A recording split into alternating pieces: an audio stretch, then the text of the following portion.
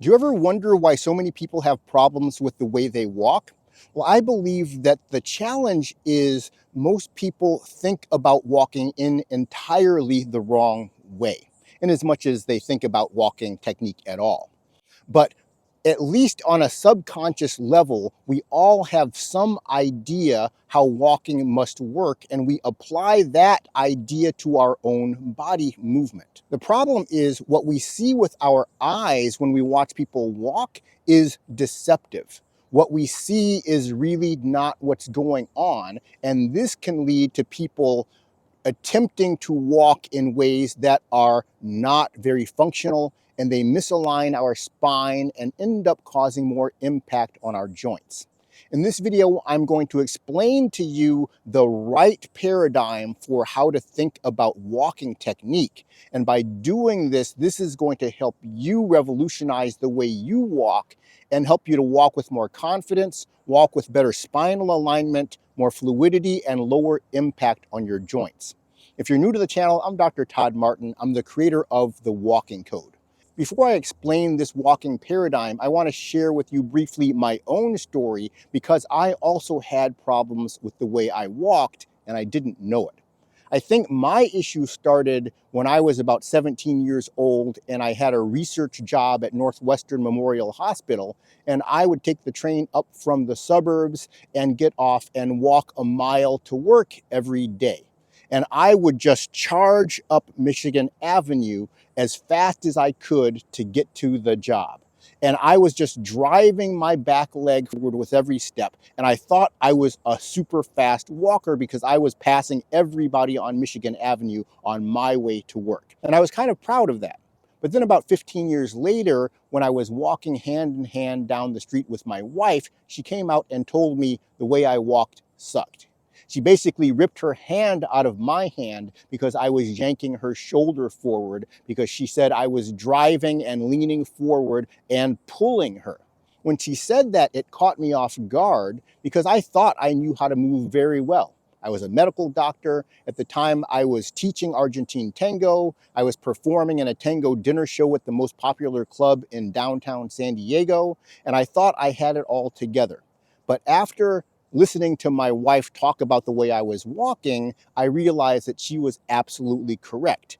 I had the wrong idea about how walking should work, and it was causing me to try to walk by driving my standing leg behind me to get myself moving.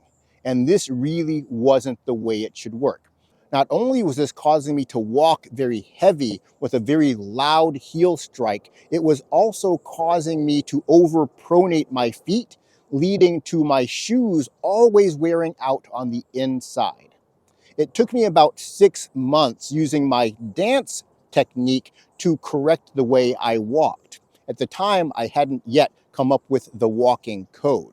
But now I have a much better understanding of what goes into walking and why people think about it incorrectly. And I'm going to share that with you right now. If you just look at someone walking, it looks like one leg is driving behind the body, and then one leg is swinging forward in front of the body. And the torso itself doesn't appear to be doing very much at all, although you can see the arms swinging in a rhythmic fashion along with the legs. And so that can give you a few different wrong ideas about how to walk yourself. One of those is what I was doing, which was trying to improve my walking speed by pushing my leg behind the body, because that's what I could see. But we aren't pushing our leg behind the body when we walk, even though that is what it looks like. Because if you try to push your leg behind your body from this position, it really just pushes you back. Or if you get to this position and try to push your leg back, this is exactly what's going to happen, unless you lean forward. So in order to use your glutes to push the leg back, you have to simultaneously lean forward, resulting in a crash into the heel, and also overpronation of your foot like I used to have. So it's misleading to think about pushing the leg back, even though that's what we see. Some people also think of, let's swing the forward leg in front of the body and let's walk like that. That's how we can increase our speed and our stride length. But that also doesn't work. We don't pull our leg forward in order to walk. A lot of people use that paradigm, throwing the swing leg forward, and that leads to duck foot walking. When we power the swing through with the swing leg by throwing it forward, it literally causes the foot to turn out. So everybody who is walking by throwing the foot forward is going to have some degree of duck feet, because we do need to use the standing leg hip to drive the motion, but we're not driving it back with our glutes, which is the other problem. Now, some people combine these two issues together into another problem, which is called overstriding. When people overstride, they push off with the standing leg hip while swinging the swing leg hip forward at the same time. That causes a very large stride like this, and also a very heavy heel strike, and it keeps us in a very poor balanced position. Because when I overstride, you see, if I pivot in this way, I'm in a very unstable position. I can't really collect myself over one leg, which is bad for balance. When I have a normal stride, if I pivot, you'll see my feet are shoulder width apart. I can very easily just shift my balance over to one leg. That is a sign of a good balanced position. Not being here, where we really can't, without pushing off like this, get over to a balanced position. So all three of those ways of walking are incorrect, because they're relying on our eyes to try and understand what is going on. So now let me explain to you what is really going on when we walk, and you can apply this to your walking technique, and I guarantee it's going to help. Walking the correct way is about rotation around the standing leg. Let me show you it in this way. If my left leg is forward, this is my standing leg, and I want to walk forward, what is happening really is my whole body is rotating this way around the standing leg. That rotation is what is bringing the swing leg forward, not lifting it forward by flexing the hip. The whole body is rotating this way from our lower abdominal muscles that turn back towards the standing leg, and from our hip, which is flexing as we do that swing through. So a lot of people think they're going to use their glutes to push the leg back. Instead, what we're using is our hip flexors. That's flexing the hip. That is pulling the body around along with the lower abs. And then what we're doing at the same time is taking our upper waist muscles and turning them in the opposite direction, and that leads to this forward facing position. So we have two circles working at the same time. One circle from the lower abs, pivoting the body around this central axis, and then the other circle from the upper waist, keeping the body facing forward by turning in the opposite direction. This is what we see reflected in the arm swing. Even though it looks like my torso is flat, the arm is going forward on the left side because my upper waist and my chest, which my arms are attached to, are really turning this way as I take the step. My pelvis and lower abs are turning that way. My chest and arms are turning this way from the time I place the heel on the ground. So I have circle 1 going like this, circle 2 going like this. We're all moving around this central axis, which is the standing leg. If you notice as I do that, that leg is not really driving behind the body. Let's look at it this way.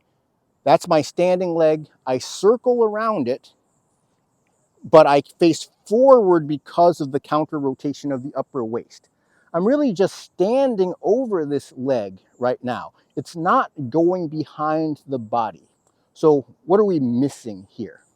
What we're missing is the next step. When we take the next step, what we do is begin to rotate the upper body in the opposite direction, initiating the beginning of the next step. And when I do that, it drives my forefoot down, plantar flexing the ankle, and drives my rear heel off the ground. So from this point, my rear heel comes up, and that is what is doing some of the driving the body forward that we see. It wasn't my hip going back, it is my ankle plantar flexing driving the body forward. And that just moves it a little bit forward. The next part of the step is where we get what appears to be that hip extension behind the body. Because once I place my forward heel, now I'm going to set up the circle going around this leg. And so my lower abs are going to turn this way, now turning clockwise, and that's going to bring my pelvis around this circle, around this forward leg axis. And as my pelvis turns now around this axis, it's pulling my rear leg forward, which appears like my rear leg is pushing the body back against the ground, but it's not.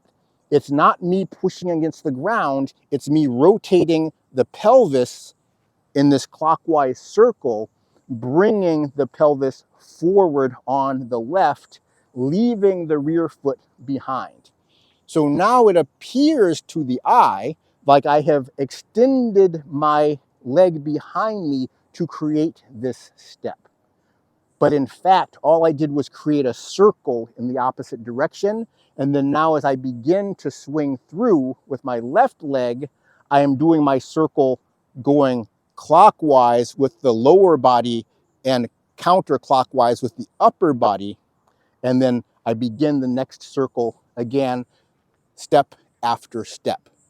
So what we're doing is exchanging one circle for the next circle for the next circle. And we're constantly exchanging circles as we walk. If we want to speed up, we don't try to push the leg back faster. What we need to do is rotate the body faster. You can really feel that activation in your waist if you're doing it correctly. The upper waist and lower waist should be winding in opposite directions with each step. We can twist faster if we want to go faster. So I'm not trying to drive my foot behind me. I'm simply rotating more quickly to get the step cadence to speed up. And that's why you see my arms swinging faster the faster I walk. If we can get that sort of understanding about walking, it's going to prevent us from falling into our heel as we walk. Because even many people who are trying to teach walking online think about it with that paradigm of pushing the rear leg back.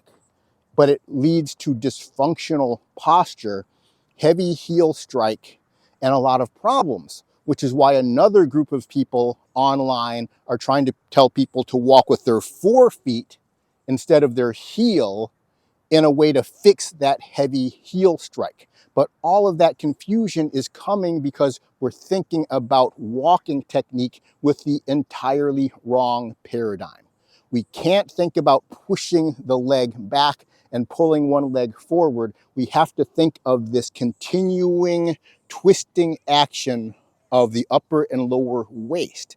That is how we walk, and that is how you are going to be able to do it smoothly, placing your heel in a controlled fashion, because we place the heel just as fast as we rotate, not as fast as we lean. So I hope you enjoyed this video. I really do hope you can practice this new idea, and I think it's going to profoundly improve the way you walk, help you keep your spine aligned, and reduce the impact on your other joints. If you enjoyed this video and got value from it, make sure to click the like button and subscribe to the channel, and I'll see you in the next one.